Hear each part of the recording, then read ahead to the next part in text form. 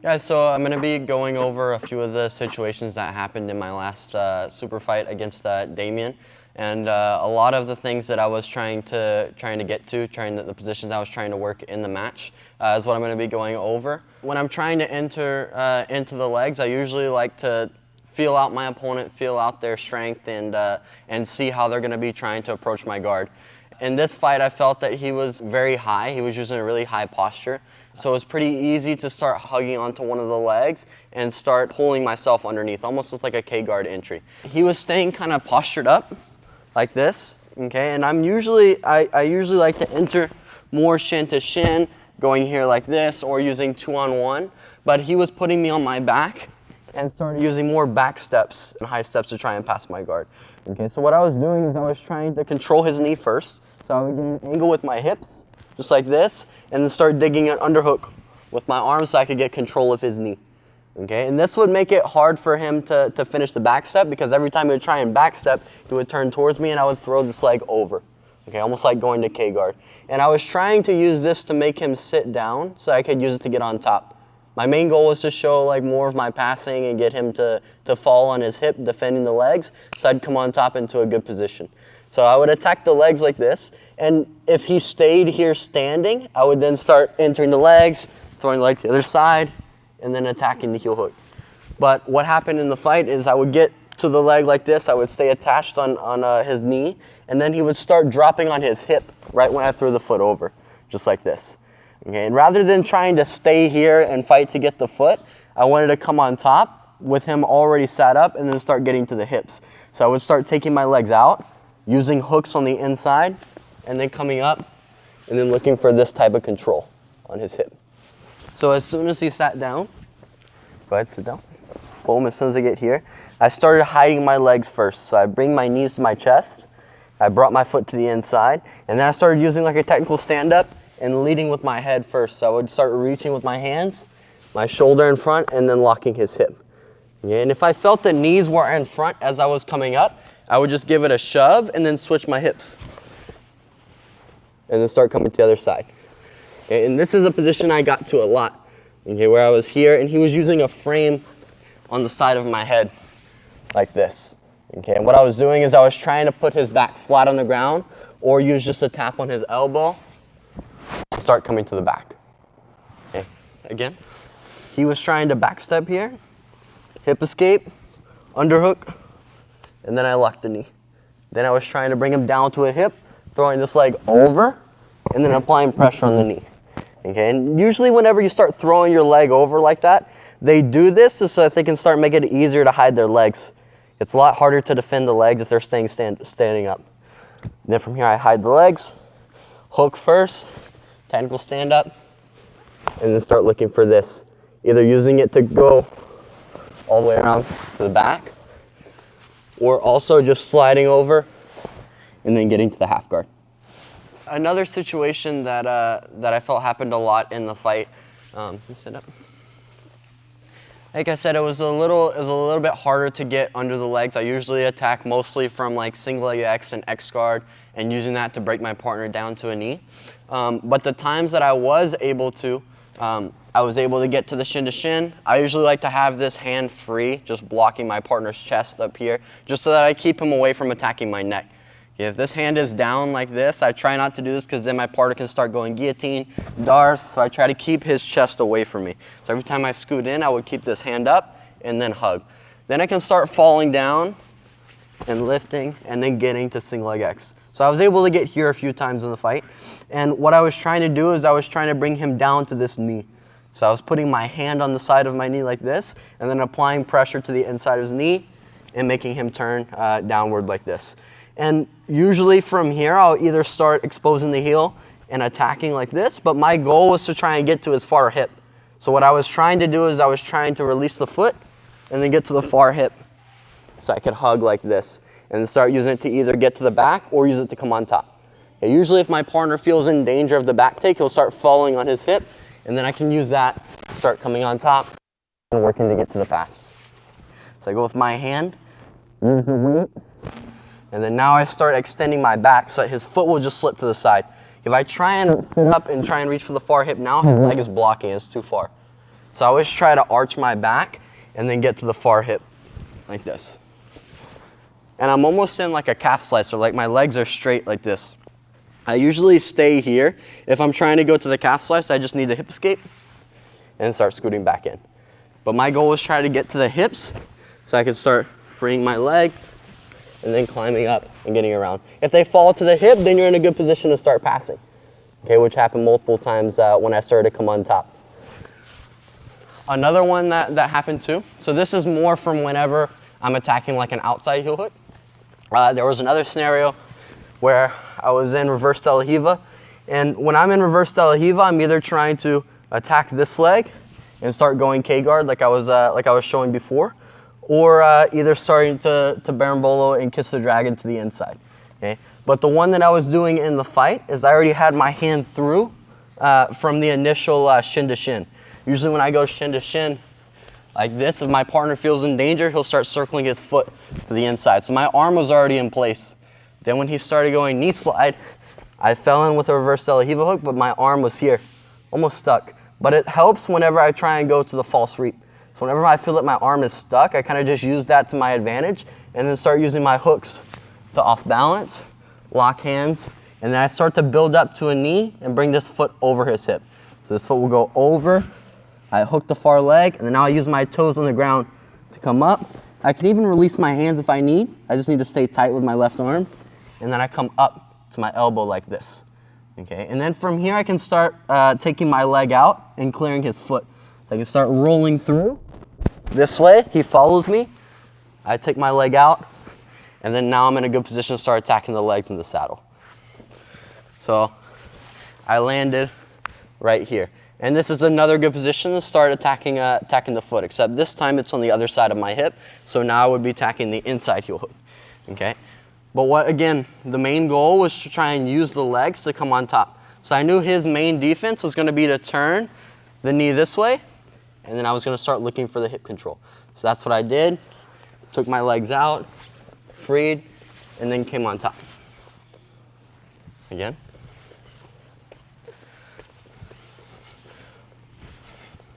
So we're here. I extend, base with my foot against his thigh, and then I can start coming up on my elbow here, throwing my leg over, and then getting up to my knee. Now I can relock, start to do a front roll, circle my foot, and then now I just pinch my knees together to solidify the leg. Then when I start sitting up, usually my partner's trying to defend the heel.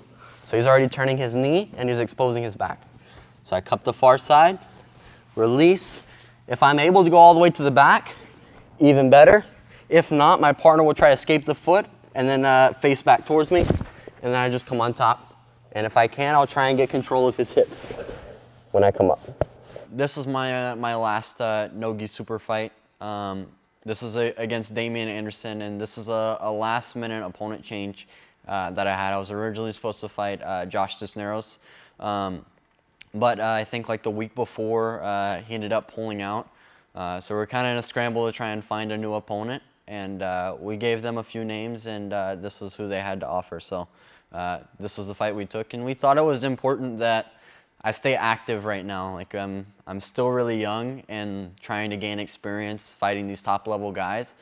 So even if it wasn't the person that we initially planned on facing, it would still be another chance for me to be on the competition mats and fighting at this high level and trying to work on the stuff that we had planned for the other match and just show new skills that I had for this fight.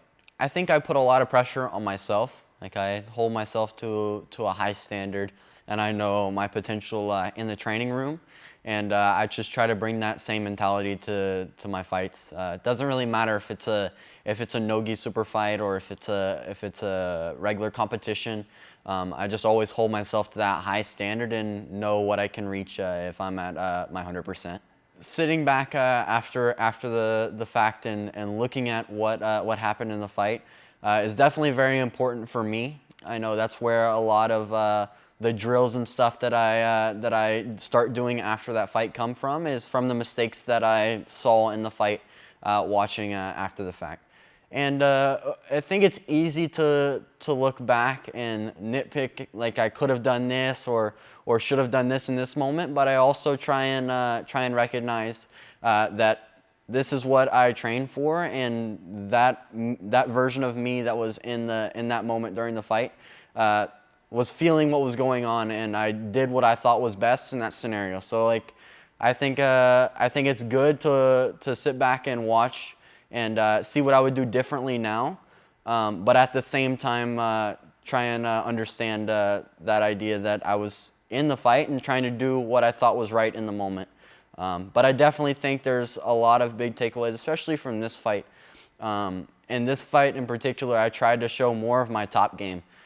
So what I was trying to do was trying to use the leg attacks and my guard in the beginning to get my partner or my opponent to sit down and start defending the legs, and use that to come on top and start initiating the pass. In the scenarios that I was breaking down earlier, I was talking about how I tried to use the leg attacks to get him to turn away and try to get some sort of hip control or back exposure. So that's what I was trying to look for as I was on bottom, trying to get underneath the legs and attack submissions that would force him to defend, force him to roll, and try and escape his knee. And I would try and use that opportunity to get to the hips, lock my hands around his hips, and use that to connect to the pass when I came on top. Or of course, if he did give the submission, then I would take it. But I wanted to show more of my passing skills. I know in these high-level matches, it's something that a lot of people haven't seen. So that's what I was trying to show in this match, is that I'm not just a guard player. Like, I can also use that to get on top, and even though it's no-gi, put pressure on my opponent and force them to give up bad positions. It's really a pleasure having Professor Gi in my corner, and always trying to set my mind on the right path whenever it comes to these high-level fights. He always sits with me before my matches. I remember before this fight, we actually were sitting in the hotel room and like watching this guy's previous matches and trying to pinpoint the holes in his game and things that we could exploit.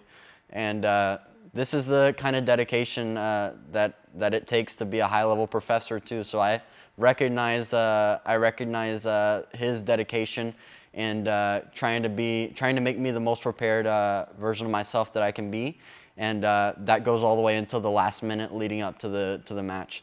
So those holes that we saw in the studying that we did before the match on the same day, we started doing those drills in the hotel room on the bed, and we were doing the same thing on the warm-up mats moments before the fight.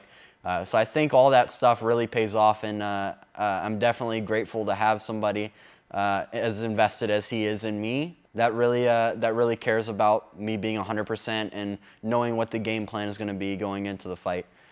So we did the same thing.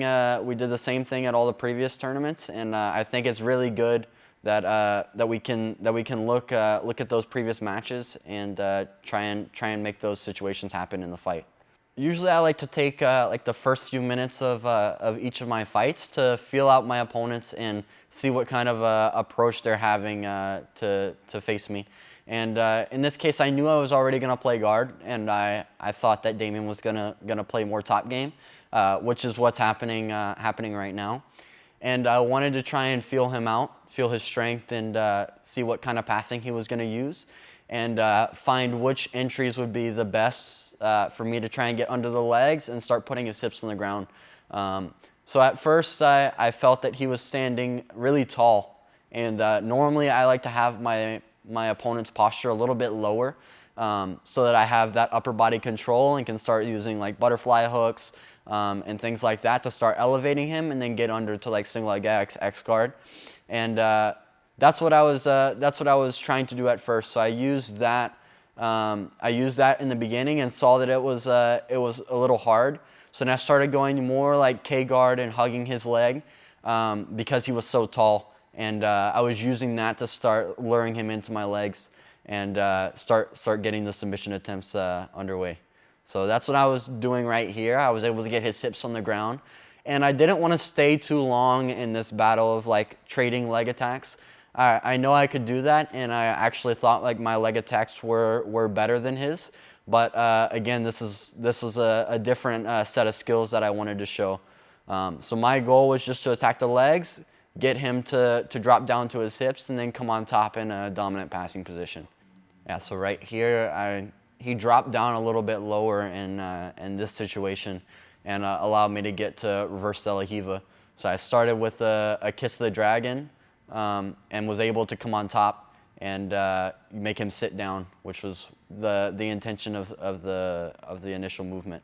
And I was able to make him sit down. When I came on top, I tried to sit back for a leg attack, and I used that to free my legs and then now come up in a good passing position.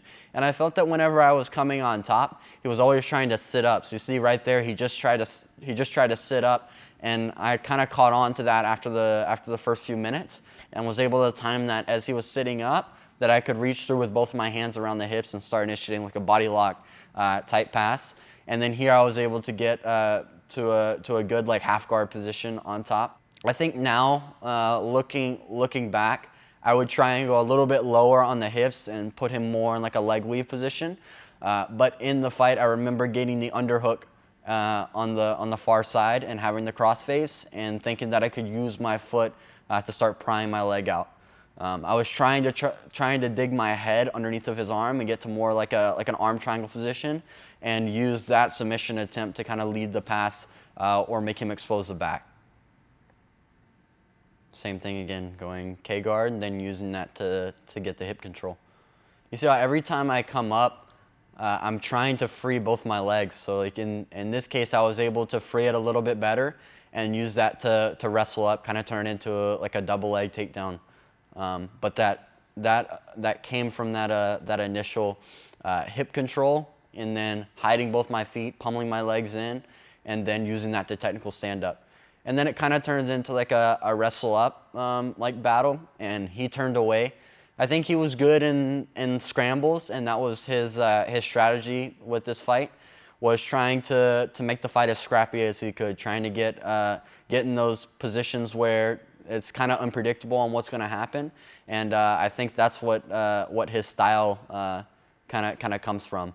So like here, I started putting pressure on him and got all the way to a leg weave. I remember he used the Kimura to get out of the position, but this was just another sign of me getting closer and closer to breaking his guard and eventually getting to the hips a lot deeper, like I did at the very end of the match. So here I ended up back on bottom, and I started going for the false sweep.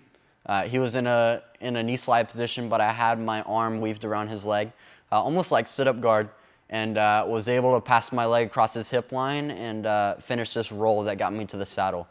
And this is where I get to one of like the deepest positions I got to passing the guard. And I was able to come up, take my legs out, and then get to the hips. And this is a position I do a lot. He did a good job of framing my head, keeping his forearm against the side of my head. And my goal was to just turn the corner and get all the way to the back. But he was staying with that elbow tight against the side of my head.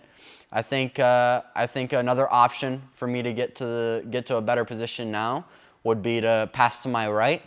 But I was trying to make him turn away and post this right hand that he has on my neck on the ground, so I could reach for his shoulder with my left hand and then start working to get a seatbelt. So here I got close to the back, was a little bit low on the hips, and then I think I used that to come back up to a leg drag. And this is like the closest I got to the back, but he scrambled out. So you'll see right here, he gave up on the frame, started rolling for the leg, and then we get to here. So again, same thing I was covering earlier. Look, I'm attacking the inside heel hook. I switched to the outside, and then now I'm anticipating his roll away from me, and you see how my right hand is already starting to reach for the far hip. And whenever I come up, I have the hip control. Now all I have to do is free my left leg, and then I'm in another leg drag position. So you'll see here, I posture up, I have his leg on the outside of my armpit, and then I clear his foot, and I step over. So like I step the left leg back, come over, and I get almost to the back. And that's the closest I got to the seatbelt, but he stood up, and I fell back on bottom. But this is just another example of anticipating the defense for the leg entry and already starting to reach for the hip control and then just escaping the legs on the way.